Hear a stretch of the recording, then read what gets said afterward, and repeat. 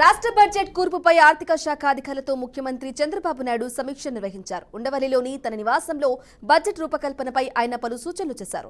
ముఖ్యంగా సూపర్ 6 పథకాల ప్రాధాన్యత ఇచ్చేలా బడ్జెట్ రూపొందించారని సీఎం అధికారులకు తెలిపారు.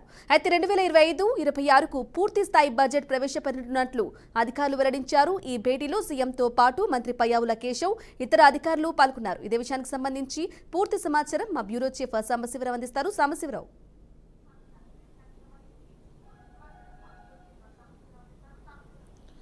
బ్రాహ్మణి మొత్తంగా చూసుకోవచ్చు. సీఎం చంద్రబాబు ఆర్థిక శాఖ అధికారులతోటి భేటీ అయ్యారు. ప్రధానంగా కూడా ప్రస్తుతం ఉన్నటువంటి ఆర్థికంలో ఉన్నటువంటి లోటుబాట్లపై కూడా ఆయనతో అధికారులతో కూడా చర్చించడం జరిగింది. అయితే ముఖ్యంగా ఈ యొక్క సమావేశానికి ఆర్థిక శాఖ మంత్రి పయ్యావుల కేశవ్ కూడా పాల్గొన్నారు. అంటే భవిష్యత్తులో, ఎందుకంటే ఇప్పటికే ఎన్నికల ముందు కూటమి ప్రభుత్వంలోకి రాకముందు చాలా హామీలు ఇచ్చినటువంటి విషయం తెలిసిందే. ఈ నేపథ్యంలో ప్రస్తుతం ఉన్నటువంటి పరిస్థితుల్లో ఇప్పటికే దీపం పథకం అమలు చేశారు.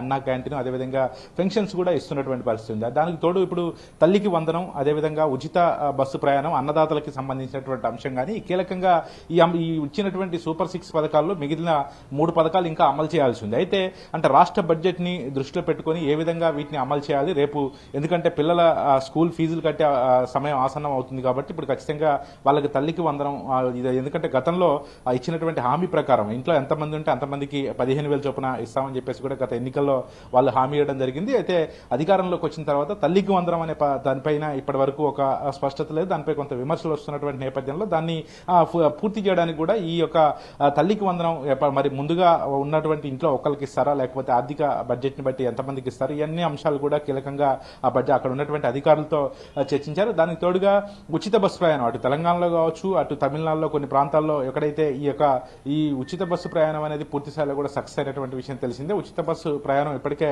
అటు కొన్ని రాష్ట్రాల్లో అమలు చేస్తున్నటువంటి నేపథ్యంలో ఇప్పుడు ఏపీలో కూడా మహిళలకి ఉచిత బస్సు అనేది ఏర్పాటు చేయాలి. ఆ పథకం కూడా అమలు చేయాల్సినటువంటి నేపథ్యంలో మరి ఆర్టీసీలో ఉన్నటువంటి లోటుపాట్లు కావచ్చు, రేపు ఆ సూపర్ 6 పథకాల్లో అది కూడా అమలు చేయాల్సినటువంటి నేపథ్యంలో దాన్ని కూడా అమలు చేయడానికి కీలకంగా కూడా చర్చిస్తున్నట్లుగా తెలుస్తా ఉంది. దానికి తోడుగా రేపు అన్నదాతలకి, ఎందుకంటే రేపు అన్నదాతలకి రేపు ఇవ్వాల్సినటువంటి అన్నదాతలకు ఇవ్వాల్సినటువంటి డబ్బులు కావచ్చు, వీటన్నిటి మీద రైతులను ఆదుకోవాల్సినటువంటి నేపథ్యంలో వీటిపై ప్రత్యేకంగా కూడా ఆర్థిక శాఖ మంత్రితోటి, అదేవిధంగా ఆర్థిక శాఖ అధికారులతోటి సీఎం చంద్రబాబు అయితే భేటీ అయ్యారని చెప్పుకోవాలి. ముఖ్యంగా ప్రస్తుతం ఉన్నటువంటి పరిస్థితుల్లో గత ప్రభుత్వం పూర్తి స్థాయిలో కూడా పూర్తిగా కూడా ఆర్థికంగా వెనకబడేలాగా చేశారు. అటు ఆర్థికంగా కానీ ఆరోగ్యంగా కానీ పూర్తి స్థాయిలో దెబ్బతిన్నాం. కాబట్టి ఇప్పుడు ఆర్థిక లోటుపాట్లు చూసుకుంటూ రాష్ట్రాన్ని డెవలప్మెంట్ చేసుకుంటూ ప్రస్తుతం ఉన్నటువంటి పరిస్థితుల్లో అటు రాజధాని నిర్మాణం కావచ్చు, ఇటు రహదారుల నిర్మాణం కావచ్చు, ప్రస్తుతం ఉన్నటువంటి అటు కొన్ని శాఖలకు సంబంధించినటువంటి బడ్జెట్లు కావచ్చు, డెవలప్మెంట్కి సంబంధించినటువంటి బడ్జెట్లు కాబట్టి ఇవన్నీ ప్రవేశపెట్టాల్సినటువంటి నేపథ్యంలో కాస్త